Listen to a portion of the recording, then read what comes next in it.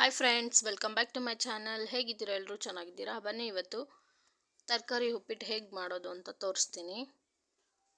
ನೋಡಿ, ರವೆ 1/2 kg ತೊಗೊಂಡಿದ್ದೀನಿ, ಈರುಳ್ಳಿ 2, ತರಕಾರಿ ನೌಕಲ್ಲು, ಕ್ಯಾರೆಟು, ಬೀನ್ಸ್ ತೊಗೊಂಡಿದ್ದೀನಿ, ಮೆಣಸಿನ್ಕಾಯಿ ಒಂದು 10, ಕರಿಬೇವು ಮತ್ತು ಒಗ್ಗರಣೆಗೆ ಜೀರಿಗೆ, ಸಾಸಿವೆ, ಕಡಲೆಬೇಳೆ, ಇದು ಗೋಡಂಬಿ ಮತ್ತು ಉದ್ದು, ಎಣ್ಣೆ ಫ್ರೈ ಮಾಡೋಕ್ಕೆ ಒಂದು 3 ಟೇಬಲ್ ಸ್ಪೂನ್ ಇರುತ್ತೆ ಆಯಿಲು. ನೋಡಿ, ಒಗ್ಗರಣೆಗೆ ಸಾಸಿವೆ, ಜೀರಿಗೆ, ಕಡಲೆಬೇಳೆ, ಉದ್ದು ಮತ್ತು ಗೋಡಂಬಿ ಹಾಕ್ಕೊತಾ ಇದ್ದೀನಿ.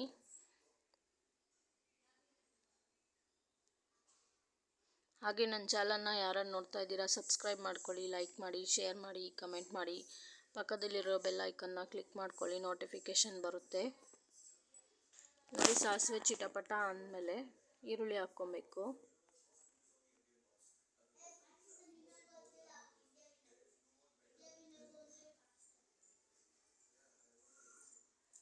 ಮತ್ತು ಈರುಳ್ಳಿ, ಕರಿಬೇವು, ಹಸಿಮೆಣ್ಸಿನ್ಕಾಯಿ ನಾವೇನು ಕಟ್ ಮಾಡ್ಕೊಂಡಿದ್ದೀರೋ ಅದನ್ನು ಹಾಕ್ಕೊಳ್ಳೋಣ.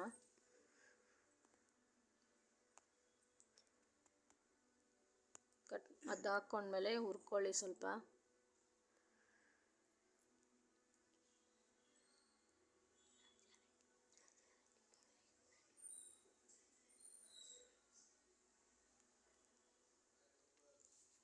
ಅದನ್ನ ಹುರ್ಕೊಂಡ್ಮೇಲೆ ಟೊಮೆಟೊ ಹಾಕ್ಕೊಳ್ಳಿ. ಒಂದು ಸಣ್ಣದಾಗಿ ಕಟ್ ಮಾಡ್ಕೊಳ್ಳಿ ಟೊಮೆಟೊ.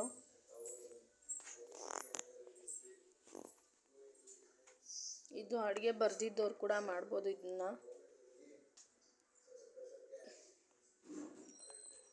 ನೋಡಿ, ಟೊಮೆಟೊ ಹಾಕ್ಕೊಬೇಕು. ಒಂದು ಟೊಮೆಟೊನ ಸಣ್ಣದಾಗಿ ಕಟ್ ಮಾಡ್ಕೊಂಡು ಹಾಕ್ಕೊಂಡಿದ್ದೀನಿ. ಅರಿಶಿನ ಸ್ವಲ್ಪ ಹಾಕ್ಕೊಬೇಕು.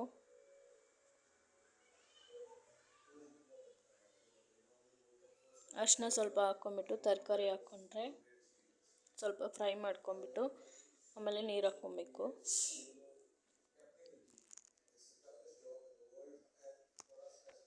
ಬ್ಯಾಚುಲರ್ಸ್ ಕೂಡ ಮಾಡ್ಕೊಬೋದು, ಇದು ಈಸಿಯಾಗಿರುತ್ತೆ.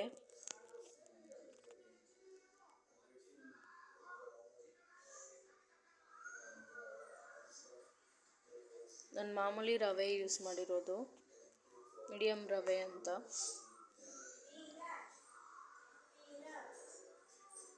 ನೋಡಿ, ಎಲ್ಲ ಹಾಕ್ಕೊಂಡು ಹುರ್ಕೊತಾ ಇದ್ದೀನಿ. ಇವಾಗ ತರಕಾರಿ ಹಾಕ್ಕೊಳ್ಳೋಣ.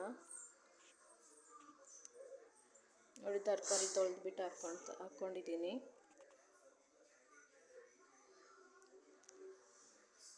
ನಾನು ರವೆ ಇಲ್ಲಿ ಅರ್ಧ kg ಯೂಸ್ ಮಾಡ್ತಾಯಿದ್ದೀನಿ.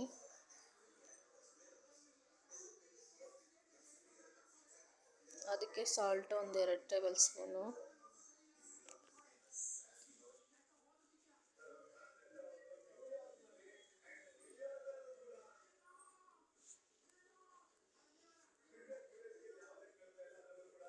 ನೋಡಿ ಸಾಲ್ಟು 2 ಟೇಬಲ್ ಸ್ಪೂನು,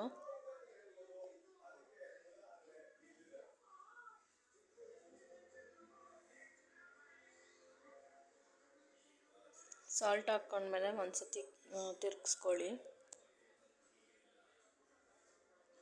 ಮತ್ತು ಅದು ತಿರುಗಿಸ್ಕೊಂಡ್ಮೇಲೆ ಕೊತ್ತಂಬರಿ ಸ್ವಲ್ಪ,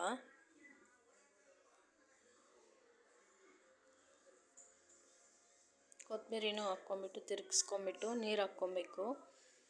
ನಾನು ಅರ್ಧ kg ರವೆ ಯೂಸ್ ಮಾಡ್ತಾಯಿದ್ದೀನಿ ಅನ್ನಲ್ಲ, ಅದಕ್ಕೆ 2 ಚೊಂಬು ನೀರು ಹಾಕ್ತಾಯಿದ್ದೀನಿ.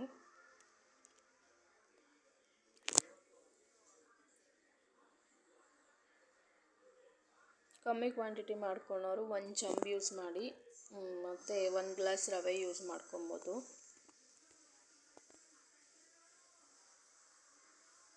ಮತ್ತು ರವೆ ಹುರ್ಕೊಳಕ್ಕೆ ಎತ್ಕೊತಾ ಇದ್ದೀನಿ ನಾನು. ಅದು ರೋಸ್ಟೆಡ್ ರವೆನೇ, ಪ್ಯಾಕೆಟಲ್ಲಿ ಬಂದಿದೆ, ಸ್ವಲ್ಪ ಬಿಸಿ ಮಾಡಿಕೊಂಡ್ರೆ ಸಾಕು.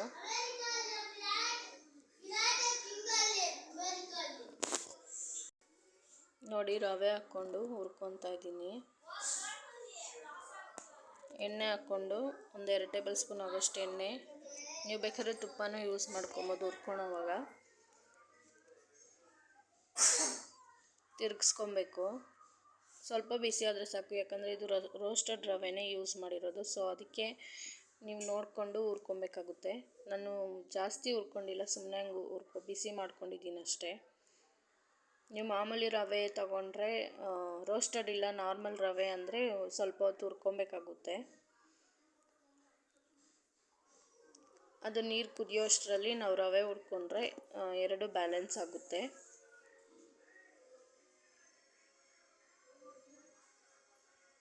ತುಂಬ ಈಸಿ ರೆಸಿಪಿ ಇದು.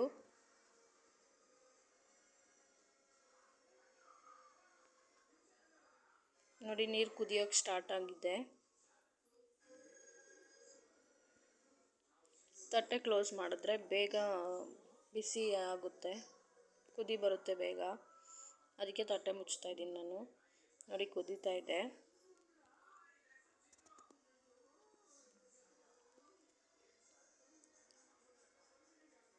ಕ್ಯಾಮ್ರಾ ನನ್ನ ಮಗಳು ಇಟ್ಕೊಂಡಿದ್ದಾಳೆ ಇವಾಗ. ಅದಕ್ಕೆ ರವೆ ಹಾಕೋಕ್ಕೆ ಆಗಲ್ಲ ಕ್ಯಾಮ್ರಾ ಇಟ್ಕೊಂಡು. ರವೆನ ಇದರಲ್ಲಿ ಪಟ್ಕಾರಿಯಲ್ಲಿ ಇಟ್ಕೊಂಡ್ಬಿಟ್ಟು ಹಾಕ್ತಾಯಿದ್ದೀನಿ. ನೋಡ್ಕೊಂಡು ತಿರ್ಗಿಸ್ಕೊಬೇಕಾಗುತ್ತೆ, ಇಲ್ಲಾಂದರೆ ಗಂಟು ಕಟ್ಕೊಂಡ್ಬಿಡುತ್ತೆ. ತಿರ್ಗಿಸ್ತಾ ಇರಬೇಕು. ನೋಡಿ ಆಗಿದೆ ನೋಡಿ. ಇನ್ನು ಸ್ವಲ್ಪ ಬಿಸಿ ಆದರೆ ತರಕಾರಿ ಉಪ್ಪಿಟ್ಟು ರೆಡಿಯಾಗಿರುತ್ತೆ. ಇದ್ರ ಮೇಲೆ ತುಪ್ಪ ಹಾಕೋಣ, 1-2 ಟೇಬಲ್ ಸ್ಪೂನು. ಇದು ಆಪ್ಷನಲ್ಲು, ನಾನು ರುಚಿ ಚೆನ್ನಾಗಿರುತ್ತೆ ಅಂದ್ಬಿಟ್ಟು ತುಪ್ಪ ಹಾಕ್ಕೊತಾ ಇದ್ದೀನಿ.